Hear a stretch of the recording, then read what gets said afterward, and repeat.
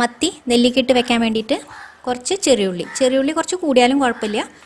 ഒരു കഷ്ണം ഇഞ്ചി, പച്ചമുളക്, കറിവേപ്പില. ആദ്യം നമുക്ക് ഈ ചെറിയുള്ളിയും ഇഞ്ചിയും ഒന്ന് ചതച്ചെടുക്കണം. ഞാനിപ്പോൾ ഇങ്ങനെ ഒരു കല്ലിൽ വെച്ചാണ് ചതച്ചെടുക്കുന്നത്. മിക്സിയിലിട്ട് ചതക്കുകയാണെങ്കിൽ ഉള്ളിയും ഇഞ്ചിയും കൂടി ഒരുമിച്ചിട്ടിട്ട് ഒന്ന് ചതച്ചെടുത്താൽ മതി.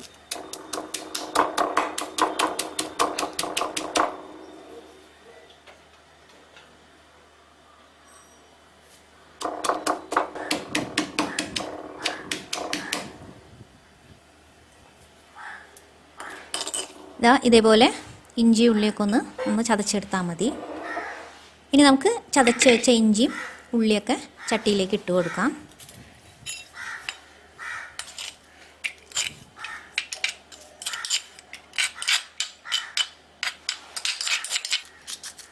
പച്ചമുളക് നടു ഒന്ന് കീറിയിട്ട് ഇട്ട് കൊടുക്കാം.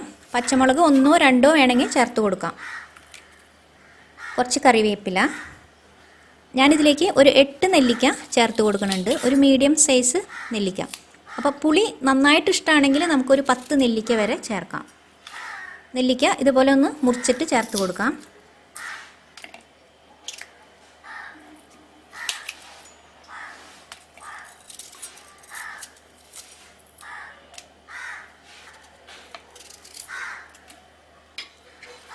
ഒരു 8 നെല്ലിക്ക മുറിച്ച് ചേർത്തിട്ടുണ്ട്. ഇനി ഇതിലേക്ക് പൊടികളൊക്കെ ചേർത്ത് കൊടുക്കാം. 2 ടീസ്പൂൺ മുളക് പൊടി, 1/2 ടീസ്പൂൺ മഞ്ഞൾപ്പൊടി. എല്ലാം കൂടിയിട്ട് നന്നായിട്ടൊന്ന് ഇളക്കി കൊടുക്കാം.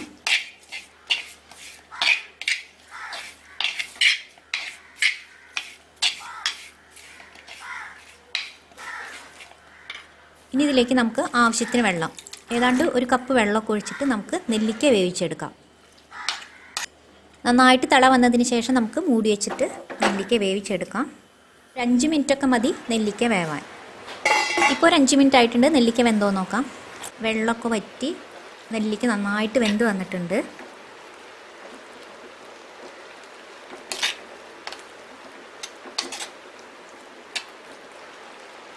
ഇതിലേക്ക് നമുക്ക് നാളികേരപ്പാൽ ചേർത്ത് കൊടുക്കാം. ഒരു തേങ്ങയുടെ 1/4 പാൽ മാറ്റി വെച്ചിട്ട് ബാക്കിയുള്ള തേങ്ങാപ്പാൽ ഇതിലേക്ക് ഇപ്പോൾ ചേർത്ത് കൊടുക്കാം. ഞാനിതിലേക്ക് 1 കപ്പ് 2/2 പാലാണ് ചേർത്ത് കൊടുത്തത്. ഇതിലേക്ക് ആവശ്യത്തിനുള്ള ഉപ്പ് ചേർത്ത് കൊടുക്കാം.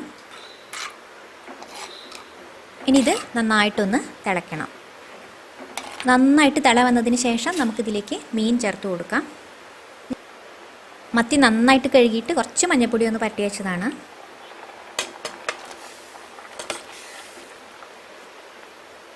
ഇനി നമുക്ക് മൂടി വെച്ചിട്ട് മത്തി വേവിച്ചെടുക്കാം.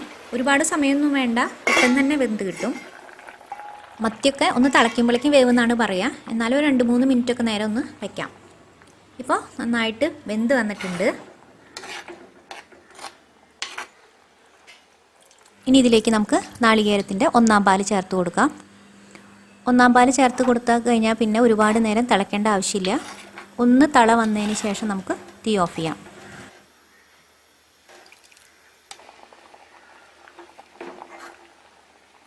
ഇനി നമുക്ക് ഉള്ളി മൂപ്പിച്ച് ചേർത്ത് കൊടുക്കാം. വെളിച്ചെണ്ണ ഒഴിച്ചിട്ട് ചൂടാവുമ്പോൾ ചെറിയുള്ളി ചെറുതായി കട്ട് ചെയ്തത് ചേർത്ത് കൊടുക്കാം. നല്ല ബ്രൗൺ കളർ ആവണമായിരിക്കും നമ്മൾ മൂപ്പിച്ചെടുക്കണം. ചെറിയുള്ളി നല്ല ബ്രൗൺ കളർ ആയതിന് ശേഷം അതിലേക്ക് കുറച്ച് കറിവേപ്പില ഇതും കൂടെ ചേർത്ത് കൊടുത്തിട്ട് നമ്മൾ ഉണ്ടാക്കി വെച്ചിരിക്കുന്ന മീൻ കറിയിലേക്ക് ഒഴിച്ചു കൊടുക്കാം. ഇത്രയേ ഉള്ളൂ. നെല്ലിക്ക ഇട്ടിട്ടുള്ള നല്ല നാടൻ മത്തിക്കറി റെഡിയായി. ഇത് ഞങ്ങളുടെ തൃശ്ശൂർ സ്റ്റൈൽ മീൻകറിയാണ്. നിങ്ങളെല്ലാവരും ഉണ്ടാക്കി നോക്കൂ. ഉണ്ടാക്കി നോക്കിയിട്ട് അഭിപ്രായം പറയാൻ മറക്കരുത്. ഇഷ്ടമായെങ്കിൽ ഷെയർ ചെയ്യൂ, കമൻറ്റ് ചെയ്യൂ, ചാനൽ സബ്സ്ക്രൈബ് ചെയ്യൂ. അടുത്ത വീഡിയോയിൽ കാണാം.